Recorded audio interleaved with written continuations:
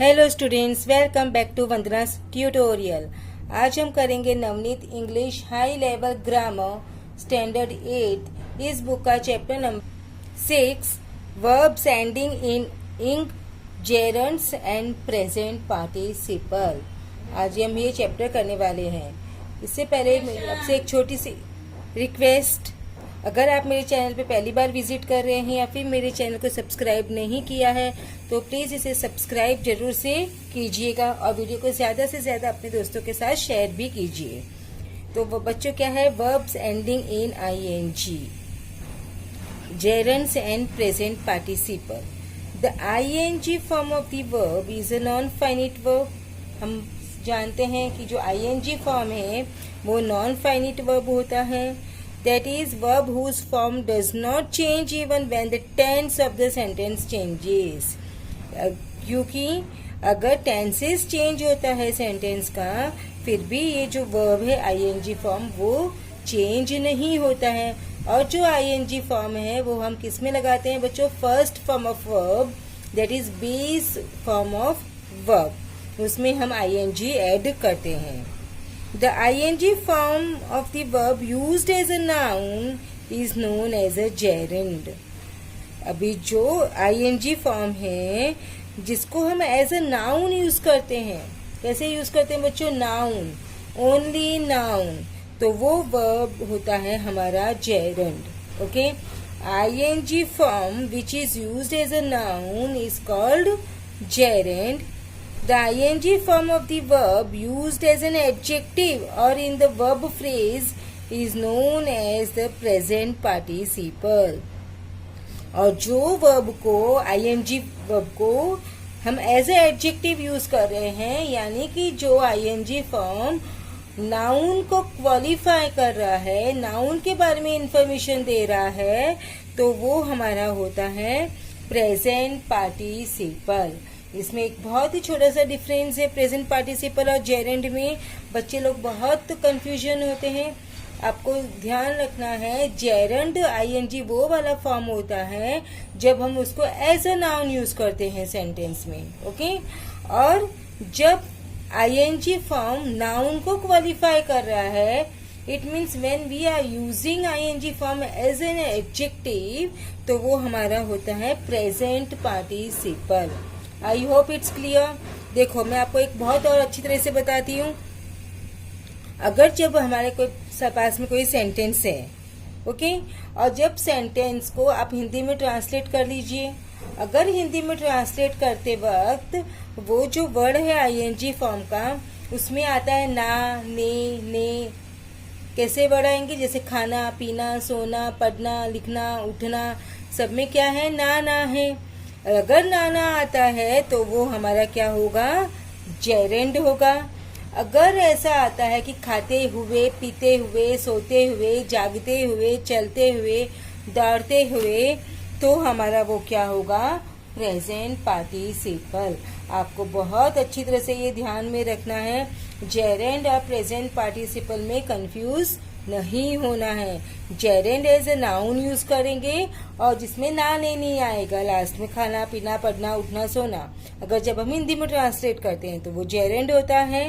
और present participle जब हम इसको हिंदी में ट्रांसलेट करेंगे तो खाते हुए, पीते हुए, सोते हुए, करते हुए ऐसे आएंगे, और उसको हम एज एडजेक्टिव यूज करेंगे तो वो होगा हमारा प्रेजेंट पार्टिसिपल। आई होप आपको क्लियर हुआ। देखो, अब हम प्रेजेंट पार्टिसिपल में कुछ ऐसे सेंटेंसेस देखेंगे। Function of the ING present participle verb. देखो, reading is a good exercise. अब यहाँ पर रीडिंग है, ओके, पढ़ना एक अच्छी एक्सरसाइज है। अभी आपको मैंने बताया पढ़ना, खाना, पीना, सोना, उठना, जहाँ पर भी नाना आएगा और वो एज अ नाउन यूज होगा तो वो हमारा क्या होता है? जेरंड होता है। It's very easy. She enjoys reading mysteries books. Now noun object of the full verb enjoys, तो क्या है? जेरंड। पढ़ना वो एंजॉय करती है, पढ़ना, देखा आया ना, तो वो क्या हुआ? हमारा gerund. What he likes to do when he is bored is reading. अभी नाउन है, ये भी रीडिंग भी नाउन है. वो क्या है? कॉम्प्लीमेंट वर्ब है किसका? is का. When he likes to do, what he likes to do when he is bored, जब वो बोर होती है तो उसे क्या पसंद है? पढ़ना. अगेन ना आया तो ये क्या बन गया हमारा? Again it's a gerund. They were discussing the benefits of reading. वे क्या डिस्कस कर रहे थे? पढ़ने के फायदे. तो फिर से ना आया, पढ़ने ना लेनी मैंने बोला, तो वो भी फिर से जेरेंड है. Grandfather uses reading glasses. अब यहाँ पर ग्लासेस को क्वालिफाई, पढ़ने के ग्लासेस, पढ़ते हुए ग्लासेस. कौन से ग्लासेस? पढ़ने वाले ग्लासेस. तो क्या है वो? एडजेक्टिव यूज किया है. ग्लासेस कौन से हैं? Reading glasses.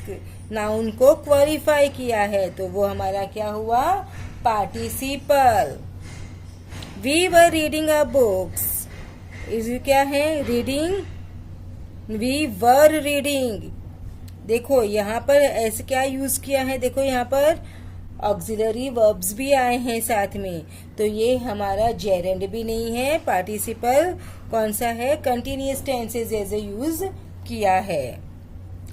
Reading about it in the newspaper came as quite as a shock to him. Present participle because starting a non finite clause. Okay, I hope it's clear. अब हम देखेंगे activities. अगर आपको activities के PDF चाहिए तो आप download कर सकते हैं. लिंक आपको मिल जाएगा डिस्क्रिप्शन बॉक्स में. तो हम स्टार्ट करते हैं हमारी activity. Match the sentence with the functions of the underlined ing verb. Okay, so first is later some surgeons performed bloodletting. ये क्या है? Object of the verb. ये जो ing है क्या है? ऑब्जेक्ट है, वर्ब का ऑब्जेक्ट है. तो first is a object. He heard the sound of dancing.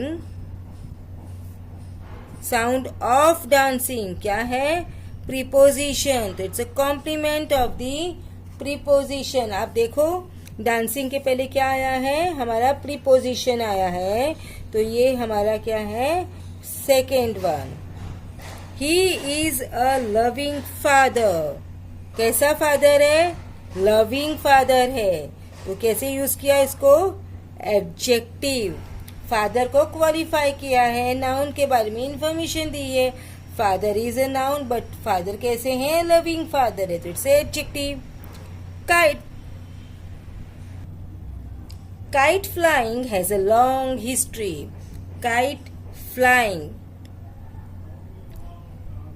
क्या है? ये हमारा सब्जेक्ट है. काइट फ्लाइंग करना एक लॉन्ग हिस्ट्री है, तो ये क्या है? सब्जेक्ट है हमारा.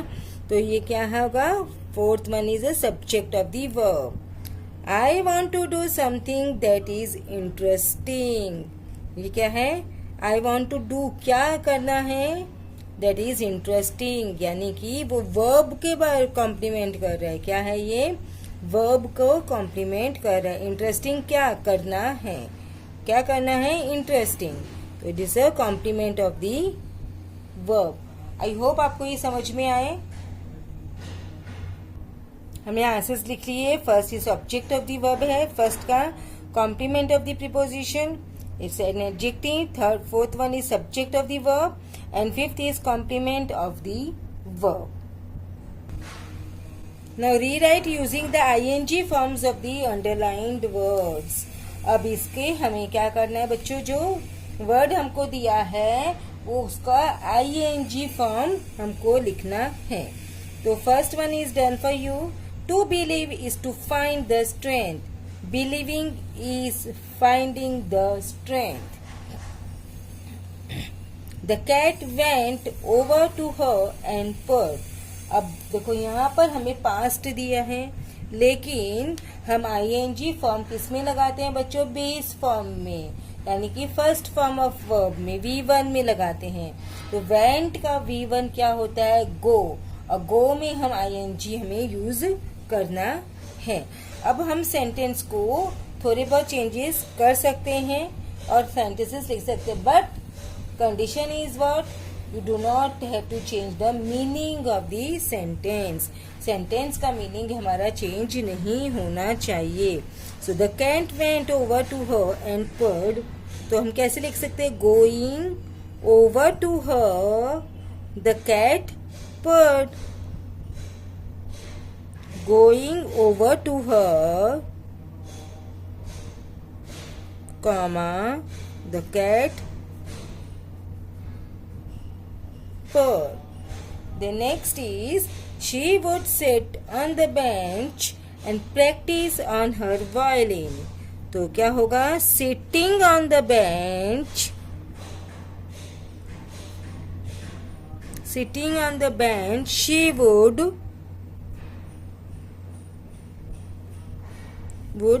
practice on her violin.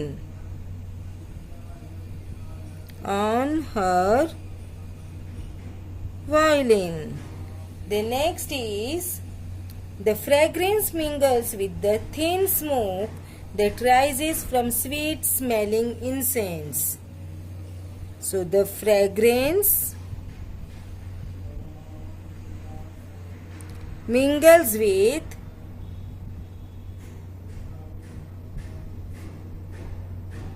the thin smoke rise from sweet smelling incense. तो with the thin smoke rising from sweet smelling incense, rising from sweet smelling incense. The next is he flew in and put the great red jewel on the table. So flying in,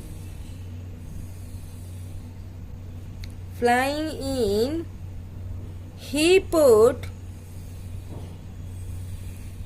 the great red jewel on the table. It is also a celebration to mark the end of winter. So it is also a celebration marking the end of winter. It is also a celebration marking the end of winter. It is a sin to want to die. So wanting to die is a sin. Wanting to die is a sin. He has mastered all our scriptures and has won great renown all over India. Has का लगाना है तो has का having mastered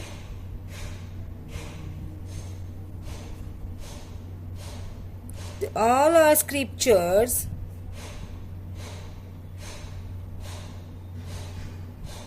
he has won